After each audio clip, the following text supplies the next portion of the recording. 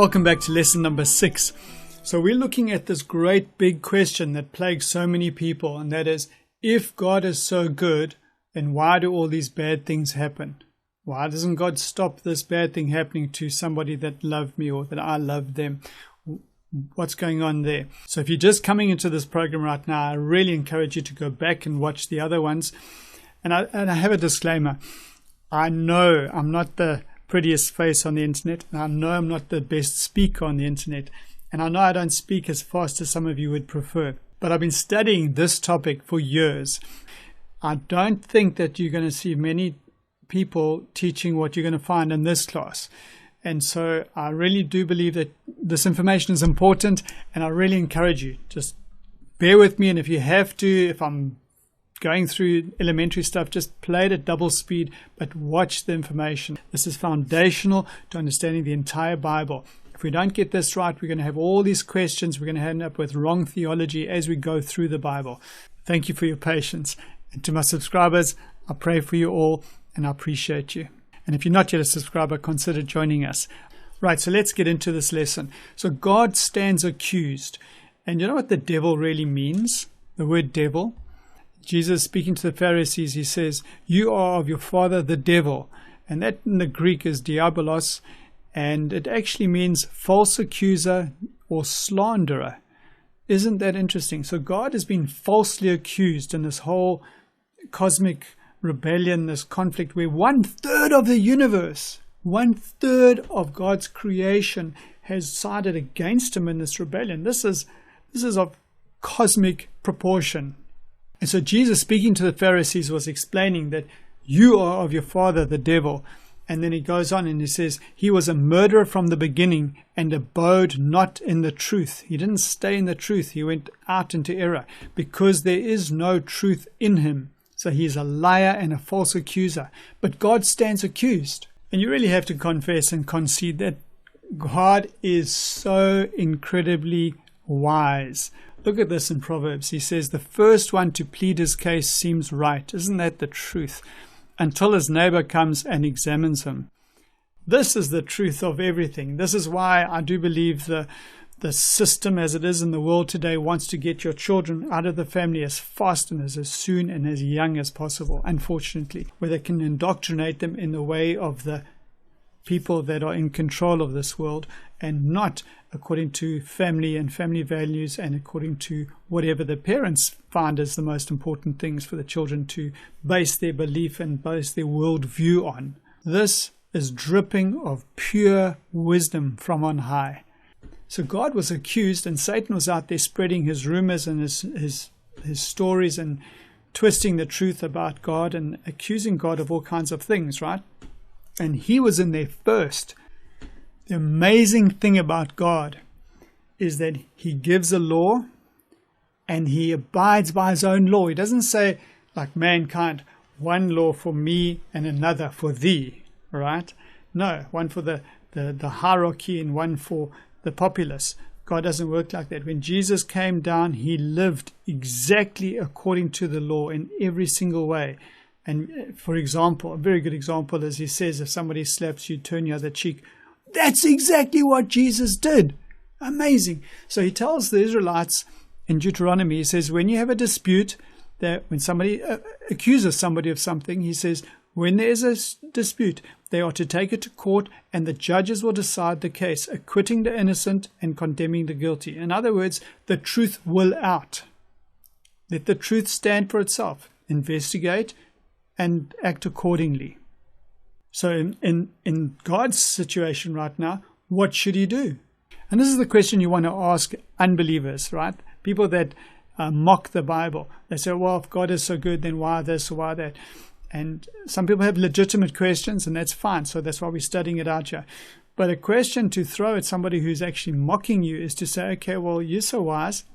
What would you do if you were in God's position? If you were the creator of the universe and you had made the angels and 1/3 of them are rebelling against you with false accusations, what would you do? Show us your wisdom. What would you do? Tell us. Give God some counsel. See, God tells us through Isaiah, he says, come, let us reason together, says the Lord. Let's be reasonable. Let's talk it out and we can find a solution. So this is what he does. Now, what are the options that God had? What could he have done actually? Well, first of all, he could have done nothing. Well, he couldn't have done nothing because there was rebellion, there was violence, and this was just taking away all peace, all tranquility, and all harmony. So God couldn't ignore it, and he couldn't do nothing. Well, he could have denied the accusations. But there's another option. Let's just say that somebody comes to you and says, well, you're prideful. And you say, no, I'm not. And they say, yes, you are. You say, no, I'm not. They say, yes, you are. No, I'm not. Yes. It's not going to get anywhere, right? So God couldn't have just denied the accusations because the accusations stand, and there were people that believed these accusations. The 1/3 of the demons that actually were on the side of Satan. So he couldn't just deny the accusations. So many people say, well, why didn't he just destroy the devil? Why didn't he just destroy the devil and take care of that rebellion, and then we wouldn't have these problems today? Well, think about it. Have a look at the society today. Look at the violence in the world today. Look at what's going on in the world today. If Satan was killed yesterday, do you think all the crime in the world would suddenly have stopped? Do you think all the drug abuse and all the violence and all the abuse that's going on with little children and innocent boys, do you think that would have just stopped if God destroys the devil? I don't think so. But a bigger reason why not to take option number 3 is that think about this, what were the accusations against God? He was accused of being a dictator. He was accused of being tyrannical, forcing his way on others. In other words, Satan's accusation was that the law gives you no freedom. And the law is love, right? The whole universe is governed on this principle of love. And so Satan was saying, well, there is another way. What about me? What about my interests? I sometimes also have to look after myself. And that was contrary to putting others first. You understand what I'm saying? So the law was a big contention to Satan. And he was saying it gives no freedom. Now, he had accused God of this and spoken to probably all the angels, no doubt. And so he had planted that seed in the minds of the angels.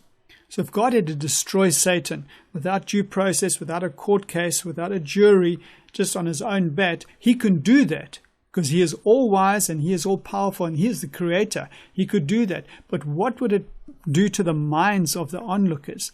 They would think, you know what, Satan might have been onto something. Maybe God is a bit egotistical. Maybe God is tyrannical. Maybe he's not really giving us freedom. Those seeds that have been planted into the minds of the angels would then take root and would germinate, and they might think, you know what, I think Satan was onto something. Besides, the more I study the Bible and the more that I read and I look at how things happen in the Old Testament and in the New, it seems to me that God doesn't like to operate unilaterally. Of course, he can and he does from time to time. He does, for sure. But there does seem to be a case where he's open book and he wants people to be included so that he's not seen as a dictator. So there was really only one option for God to take, and that is let the truth be exposed. God is not hiding anything. He says, I'm not hiding anything. I'm not guilty of those accusations. See for yourself. And so he says, okay, well, let's go to court. Let the truth be known. We'll have a look at your accusations. You're telling us that things will be better under your rule. You're telling people that I'm tyrannical. Let the truth be known. In other words, sometimes if you have an enemy and they really are accusing you of stuff, just give them enough rope and they'll hang themselves. And this is kind of the policy that God is using here. He's basically saying, okay, well, let the jury decide.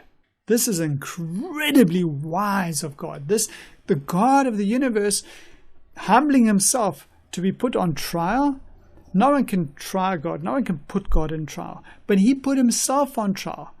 There's books been written on it. The God in the Dock is one of them, I think. I haven't read it, but I've heard about it. And so what we have is cosmic court case. This incredible cosmic court case where the entire universe is watching this planet. And there are many verses that can back that up, and hopefully we'll have time to go through those. Thank you for watching to the end of this video. You made it to the end. So do me a favor, like, comment, and share. And if you're not yet a subscriber, join us. Thank you so much. May God bless you.